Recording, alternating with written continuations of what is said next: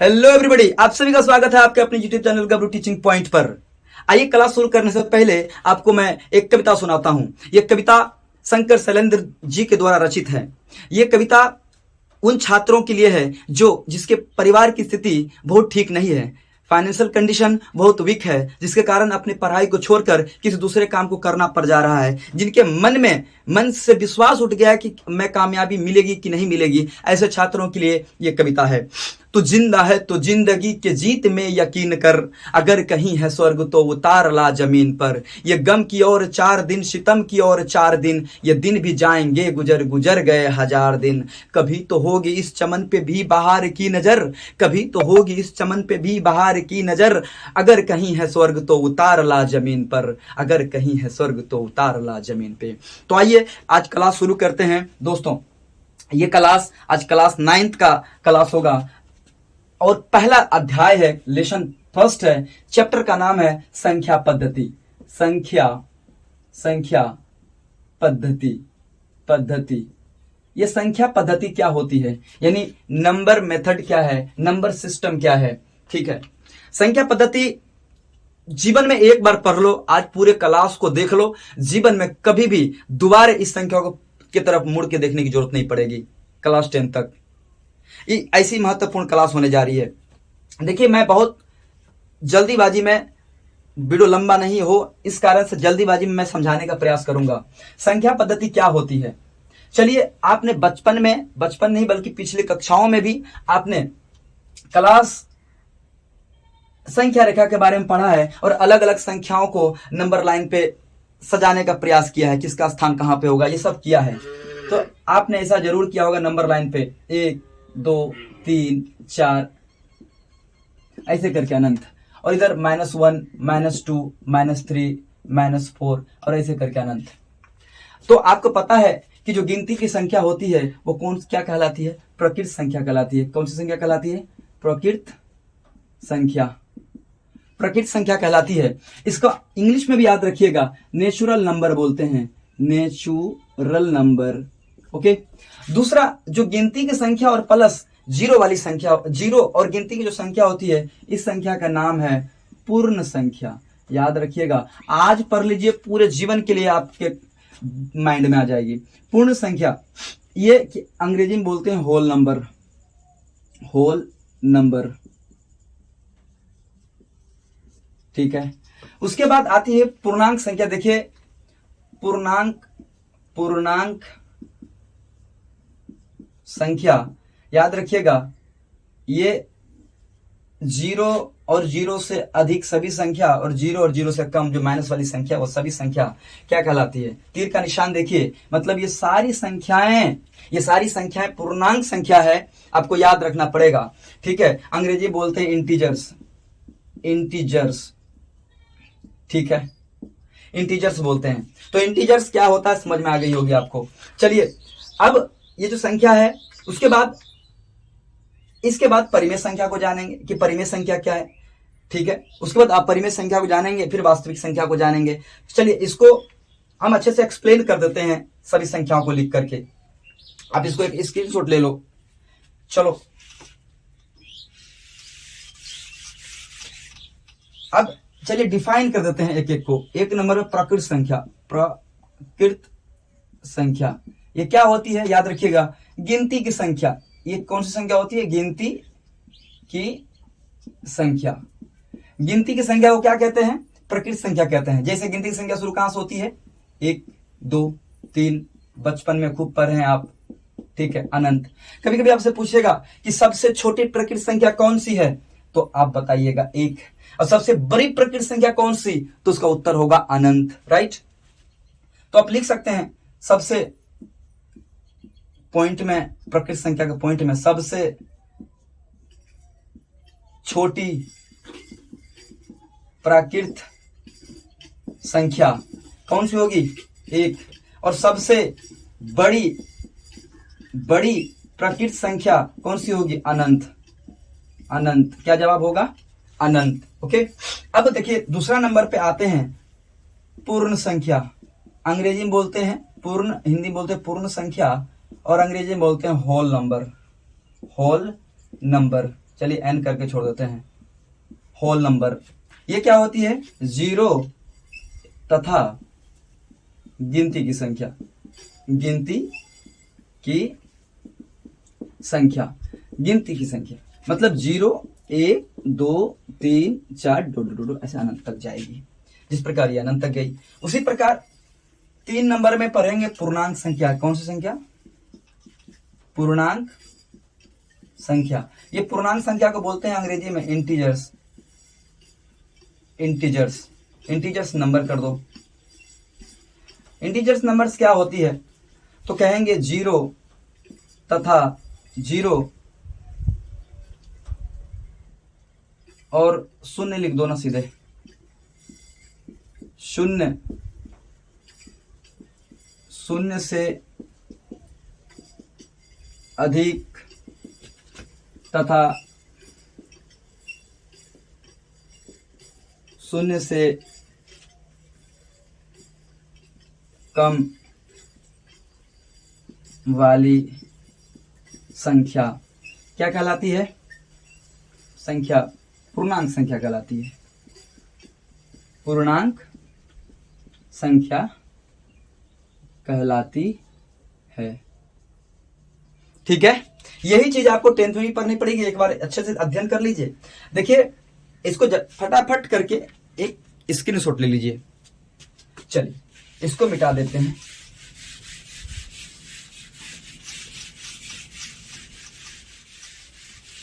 अब इन संख्याओं के बाद जो तीसरा नंबर में बताए कि पूर्ण संख्या, सॉरी पूर्णांक संख्या,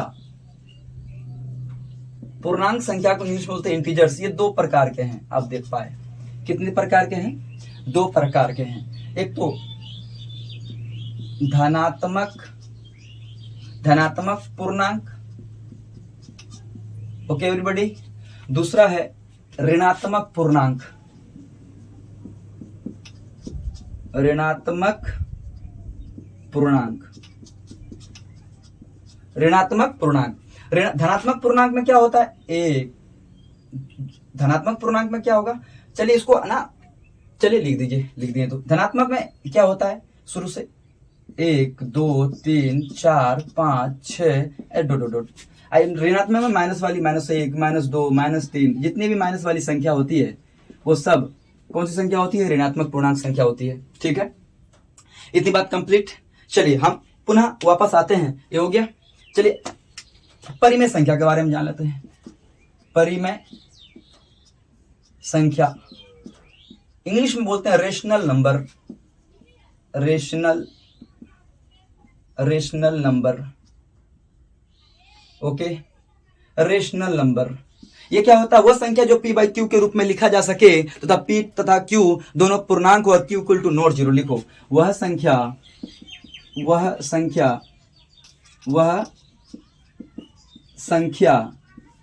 जो p बटे q के रूप में हो तथा p तथा q दोनों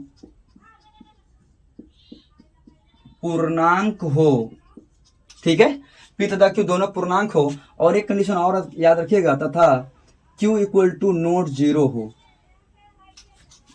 ठीक है, q equal to not zero हो, ये बहुत जरूरी है। वह संख्या जो p बाई q के रूप में हो, p तथा q दोनों पूर्णांक हो, q equal to not zero हो, ये बहुत जरूरी है। देखिए आपसे पूछा जा सकता है कि क्या बताइए दो कोई पूर्णांक परिमेय संख्या है? बोले हाँ। बोले क्यों? चलो 2/3 ले लेते हैं। ये p है, ठीक है, और ये q है। ये संख्या जो है q है, दोनों p बाई q के रूप में लिखी गई, तो हम कहेंगे परिमेय संख्या है। क्यों? क्योंकि कंडीशन है कि q equal to not zero होना चाहिए, q जीरो नहीं होनी चाहिए। बात समझ में आ गई? अब देखिए, ठीक है, इसको अब अगर बोले कि क्या 0 एक परिमेय संख्या है? क्या 0 एक परिमेय संख्या है, परिमेय संख्या है। आपका जवाब क्या होगा? बिल्कुल है। बोलो कैसे? कि 0/1 लिख सकते हैं। हाँ, तो ये तो p है और ये q है। मेरा कंडीशन था वो संख्या जो p/q के रूप में, 0 भी तो पूर्णांक संख्या है तो p/q के रूप में, लेकिन ये 0 जो है ना q नहीं होना चाहिए। जो हर में है 0 वो होनी नहीं चाहिए। अगर हो गई तो ये परिमेय संख्या नहीं होगी, अपरिभाषित हो जाएगी। ठीक है, इतनी बात समझ में आ गई कि 0 भी एक परिमेय संख्या है, क्योंकि इसको ऐसे लिख सकते हैं। तो याद रखना, 2 बताओ कि क्या 3 परिमेय संख्या? बोला हाँ, क्योंकि एक भी लिख सकते हैं नीचे। ये p है, ये q है, ये p/q है। इसको जल्दी जल्दी स्क्रीनशॉट ले लो और ये याद रखना दोस्तों, एक बार याद कर लो, समझ लो चीजों को, पूरा का पूरे एक बार में कहानी खत्म। ठीक है, अब आते हैं परिमेय संख्या के 2 पॉइंट जरूर याद रखना है। परिमेय संख्या ये तो आप 10th में पढ़ चुके, लेकिन थोड़ा सा 1-2 बात जरूर रखना है। परिमेय दशमलव की लिख लो कि दशमलव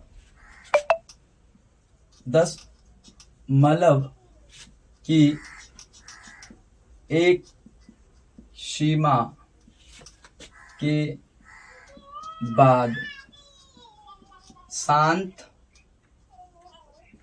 हो जाती है। ठीक है, दशमलव की एक सीमा के बाद यह संख्या शांत हो जाती है। जैसे कि एक एग्जाम्पल में हम लिख सकते हैं 1/2। जैसे क्या लिखेंगे? जैसे कि 1/2। अब इसको भाग दो तो 0.5 आएगा।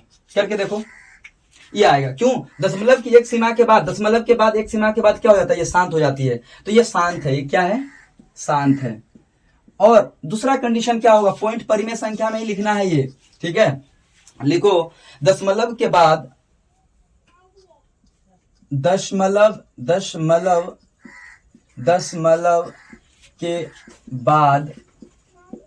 शांत नहीं, दशमलव के बाद शांत नहीं हो।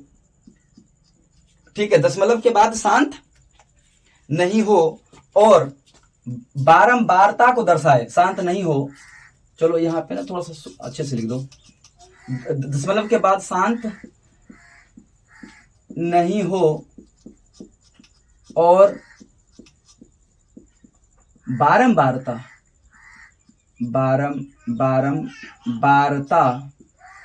को दर्शाता हो।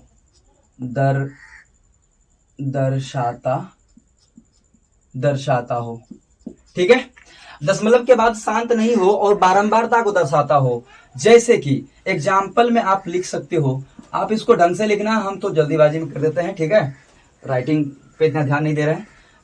और बारंबारता को दर्शाता हो, जैसे एग्जाम्पल के तौर पे चलो 10/3 ले लो। अब इसको जब भाग दोगे तो 3 तिया 9, फिर एक 3 तिया 9, उसके बाद फिर 3 तिया 9 भाग देते चले जाओ, ये कभी कटेगी ही नहीं। यानी क्या हो रही है? बार बार आ रही है। इसको बोलते हैं बारंबारता। इसको क्या बोलते हैं? बारंबारता। ये भी परिमेय संख्या है। ऐसी संख्या अगर आ गई तो क्यों? क्योंकि ये इसको शांत कर सकते हैं। बारंबार आ रहा है तो रिकरिंग डाल के शांत कर सकते हैं। तो ये जो कुछ बिंदु है परिमेय संख्या को जरूर याद रखिएगा, ये बात को पुष्ट करता। अब हम लोग सीखेंगे अपरिमेय संख्या। क्या? अपरिमेय संख्या। अपरिमेय संख्या का क्या इंग्लिश क्या होता है? Irrational number. इर्रेशनल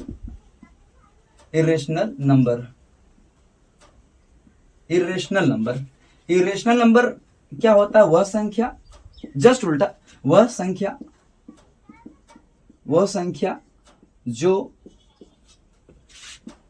p/q के रूप में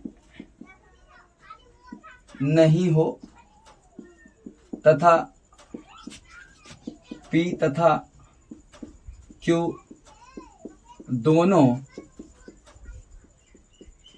पूर्णांक हो और q = नॉट जीरो कंडीशन होना चाहिए। ये कंडीशन है। लेकिन इतना जैसे में जरूर लिखना, जैसे में √2 √3 बहुत सारे संख्या, √15 पाई। ठीक है, इत्यादि कर देते हैं। ये क्या है? अपरिमेय संख्या है। अब कंडीशन देख लो, पॉइंट अपरिमेय संख्या लिखने के बाद ये तो ये उधर चौथा पांचवा चलेगा। ये परिमेय संख्या का जो पॉइंट है वो जरूर याद रखिएगा। पॉइंट क्या है कि जस्ट उल्टा, ये जो पॉइंट लिखा है दशमलव की एक सीमा के बाद शांत हो जाती है, यह शांत होगी नहीं। ये क्या दशमलव के बाद शांत नहीं होती है, यह दशमलव के बाद क्या होती है?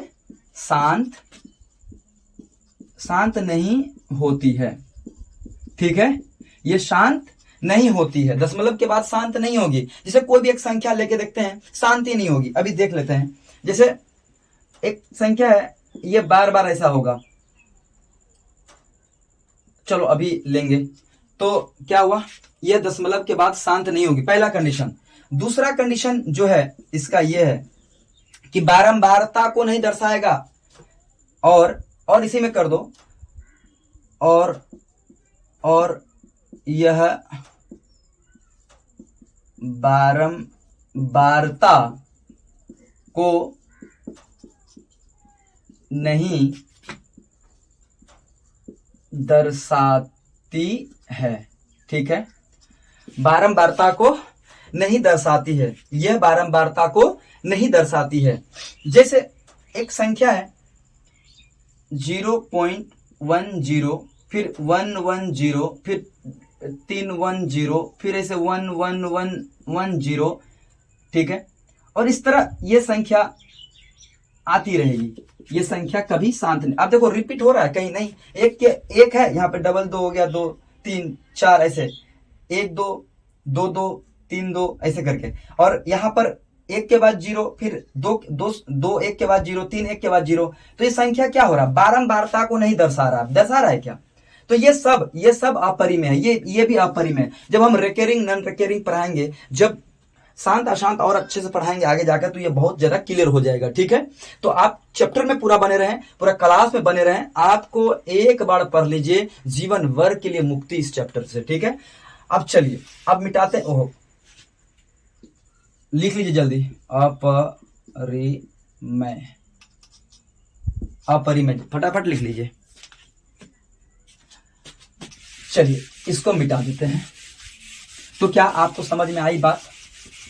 क्या ये बात आपको समझ में आ गई? चलिए अब फटाफट हम लोग वास्तविक संख्या का थोड़ा सा समझ लेते हैं, वास्तविक संख्या के बारे में। देखिए पूरा चैप्टर में बने रहिए, ये पूरा जब हम संख्या पद्धति पढ़ा देंगे, उसके बाद क्लास 9th में पोलिनोमियल है, बहुपद है, उसके बारे में बहुत अच्छे से पढ़ाएंगे। उसके बाद निर्देशांक ज्यामिति है, ढंग से पढ़ाएंगे। आप यहाँ पढ़ लीजिए, बिना यहाँ पे आपको पहला ही चैप्टर में आपको बहुत सारा चीज पढ़ना है। आपको पढ़ना है कि हर का परिमेयकरण कैसे करते हैं, हर मतलब भिन्न का ये जो करणी का जोड़ घटा गुना भाग कैसे सॉल्व होता है। आप जब इसको नहीं करोगे तो 10th में ट्राइगोनोमेट्री नाम के एक चैप्टर है, आप उसमें कर ही नहीं पाओगे। बहुत सारा चैप्टर जो एपी में अर्थमेटिक प्रोग्रेशन 10th में है, वो आप जब यहाँ पे गुणनखंड नहीं बना पाओगे, जब शून्यांक नहीं निकाल पाओगे, तो किसी का मजाल नहीं क्लास 10th के बहुपद को समझा दे, या आगे जाके जो चैप्टर में प्रयोग होने वाले हैं वो हो जाए।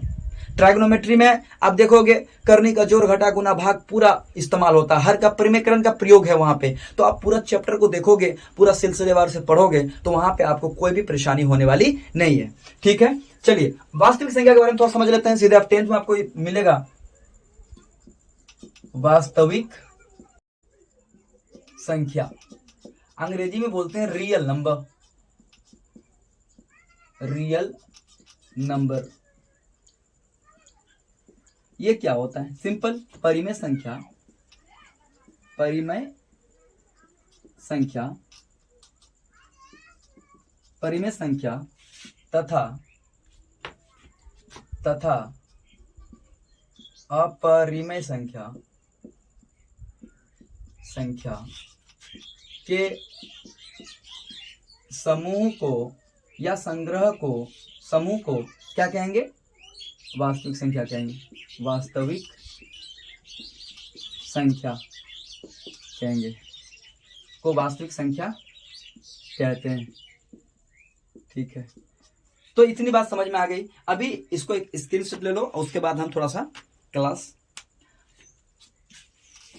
देखो परिमेय संख्या या अपरिमेय संख्या के बीच में अनेक किन्हीं दो परिमेय संख्या के बीच में अनंत परिमेय संख्या निकाला जा सकता है। किसी दो अपरिमेय संख्या के बीच में अनंत अपरिमेय संख्याएं निकाली जा सकती है। तो ये बने रहिए। नेक्स्ट जब एक्सरसाइज चैप्टर के पढ़ने के बाद, इस कॉन्सेप्ट को पढ़ने के बाद जब हम पढ़ाएंगे आपको एक्सरसाइज 1.1, तो आप देखोगे कि वहां पे कैसे निकालते हैं किन्हीं दो परिमेय संख्या के बीच में अनंत 2, 4, 5, 6 जितना भी चाहे मैं। अब देखो हम थोड़ा समझा देते हैं कि देखो एक परिवार है प्रकृत संख्या का परिवार, प्रकृत संख्या का जो परिवार है पता है कि 1 से शुरू होती है, 2, 3, 4 ऐसे करके। ये संख्या का परिवार है प्रकृत संख्या का परिवार, ये छोटा परिवार है। उसके बाद इसका एक परिवार और है पूर्ण संख्या। ये शुरू कहां से होती है? तो 0, 1, 2, 3, 4 ऐसे, ठीक है। उसके बाद शुरू होती है पूर्णांक संख्या। पूर्णांक संख्या कहां शुरू होती है? तो आपको पता है कि प्लस माइनस सब संख्या इसमें होती है, उधर -1, -2, -3 ऐसे करके अनंत। उसके बाद परिमेय संख्या पढ़ाया है अभी आपको। परिमेय संख्या क्या बताए कि जो बटे वाली संख्या है, जो भिन्न वाले, जो p/q के रूप में हो, ये। उसके बाद परिमेय के बाद अपरिमेय पढ़ाए। अपरिमेय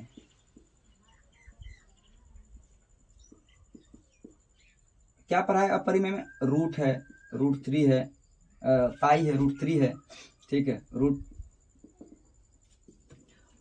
उसके बाद एक संख्या और है, चलो यहां लिख देते हैं, वास्तविक संख्या। देख लो हम क्या समझाने की कोशिश कर रहे हैं। क्लास 9th में इस कॉन्सेप्ट के आधार पे ही एक्सरसाइज 1.1 बन पाएगा। देखो क्या कहता है, प्रकृत संख्या क्या है? गिनती वाली संख्या। पूर्ण संख्या क्या, समझ में आ गया? देखो आप समझो ऐसे, मेरी बातों पे ध्यान देना, यहां नहीं लिख रहे हैं। मान लो एक छोटा परिवार है, एक परिवार है जिसमें बहुत कम लोग हैं। एक परिवार है, उसका घर छोटा है। कम परिवार के लोगों का घर भी छोटा ही होते हैं। और एक बड़ा परिवार है, उससे उस परिवार में अधिक लोग रहते हैं तो घर भी बड़ा होता है।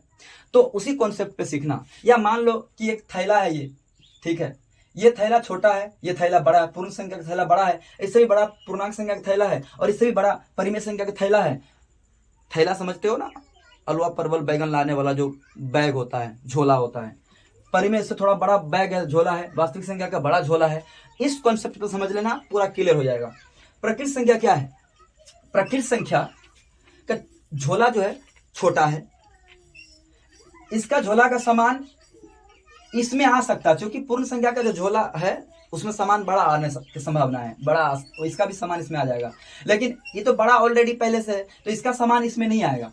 समझ लो मेरी बात। तो प्रकृत संख्या जो है पूर्ण संख्या हो सकती है, मतलब इसका प्रकृत संख्या का परिवार पूर्ण संख्या के परिवार में हो सकता है, लेकिन पूर्ण संख्या का परिवार इसमें नहीं होगा। क्यों? क्योंकि पूर्ण संख्या जो प्रकृत संख्या नहीं हो सकता है, क्योंकि इसमें 0 नहीं है। लेकिन प्रकृत संख्या पूर्ण संख्या हो सकती है। क्यों? क्योंकि गिनती की संख्या सब है इसमें। ठीक है जी।